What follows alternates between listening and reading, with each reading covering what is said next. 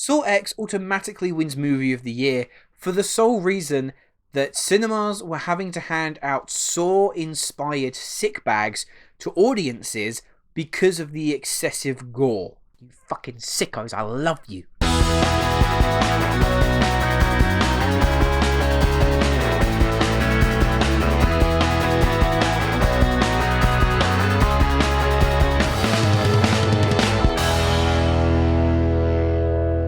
The cancer is still spreading.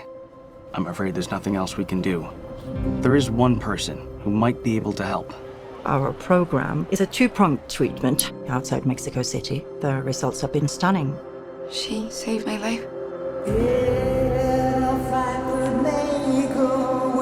You're in very good hands with us. After that, what happens then? Your whole life happens then. John Kramer.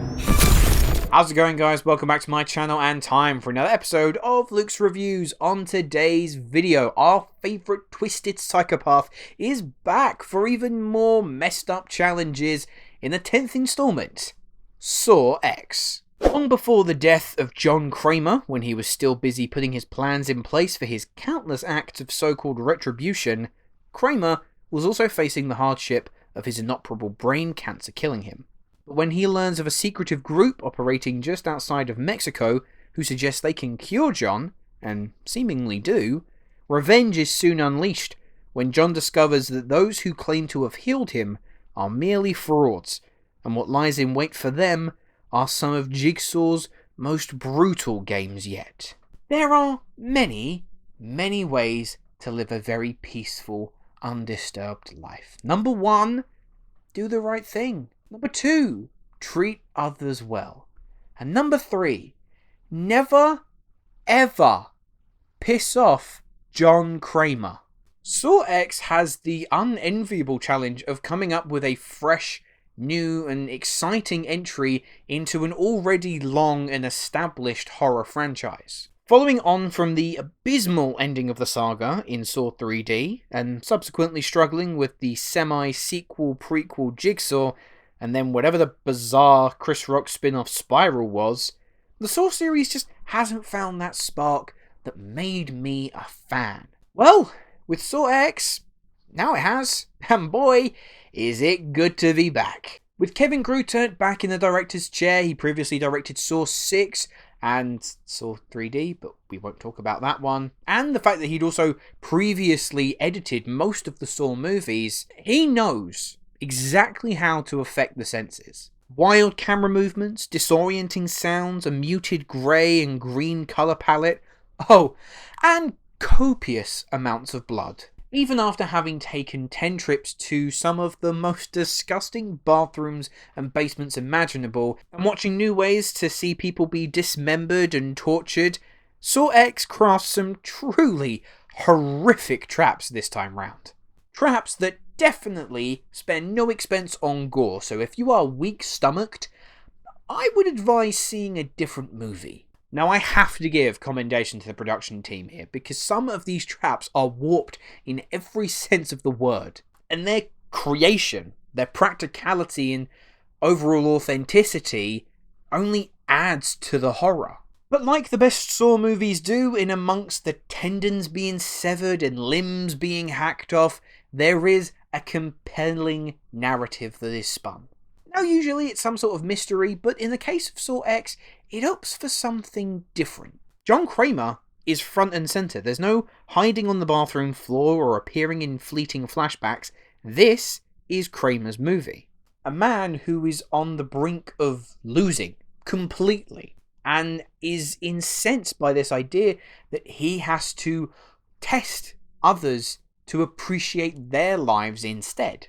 However, for Saw X, the stakes are personal. He faces off against a group of despicable thieves and fraudsters who are essentially capitalising on the suffering of the sick. So you have a moral dilemma presented here. Who, if anybody, is in the right? Like, sure, we want to see these douchebags suffer, but can we honestly position John Kramer in such a way that he's almost heroic for doing this? Or does that just make us then one of his delusional followers? Much of this works due to Tobin Bell's astonishing work in the role. Even after all this time, just the fact that he's able to take such a horror icon and still find more within the character to peel away from him is a talent.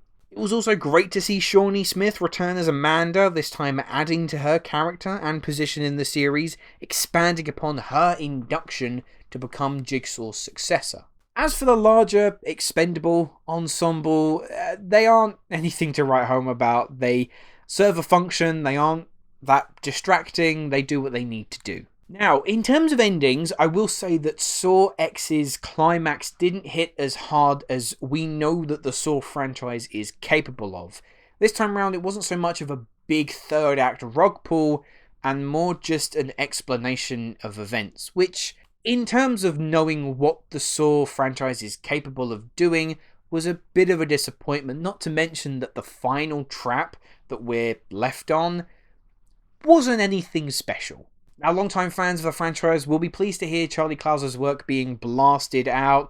Every time that Saw theme kicks in, you can't help but get goosebumps, and make sure that if you are a really big Saw fan, to stick around for a mid-credit scene that will leave you very, very satisfied. Saw X is the return to form this series needed. Story-wise, it took an interesting turn on debating the morals behind John Kramer's madness, and make the right call to position him, and therein Tobin Bell, at the centre.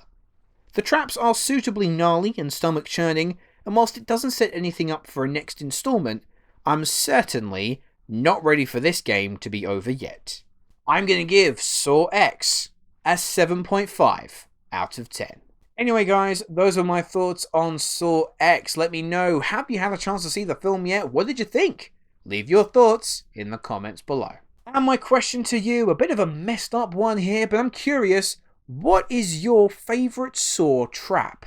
I know a few people might go for the reverse bear trap, it's probably the most iconic, but there's something about the rack in Saw 3 that has immensely disturbed me every time I do a franchise rewatch. I'm not good with bones, especially when they start poking out of places that they shouldn't be, so yeah, that one's always been really, really fucked up. But before I leave you, I just want to say that you might be starting to notice a few changes to how some of my videos are going to look for the foreseeable future. For instance, this might be the last time that you get the backdrop that looks like this. Currently, I'm in the process of prepping everything. I'm going to be moving house, so my set is going to be completely in limbo for a little while. You might get some videos of me just having like a little pitch up. Might be literally just plonked on a desk and I'm filming from my bed. Or it might not be any video at all, and I could just be doing audio reviews. I don't really know currently. It's just going to be as and when. Hopefully it won't be all that drastic, and then once I am able to put a set together in my new house, we should be all guns blazing. But yeah, just so you're aware that if any videos look slightly different, or it looks like I'm filming from a different place, that is why. But that is all the time we have for today, so thank you very much for watching. Make sure to like and subscribe, and I will see you in the next video. Hello, thank you so much for watching. I hope you enjoyed the video. If you have, make sure to click that like button, and if you aren't already, click that subscribe button too.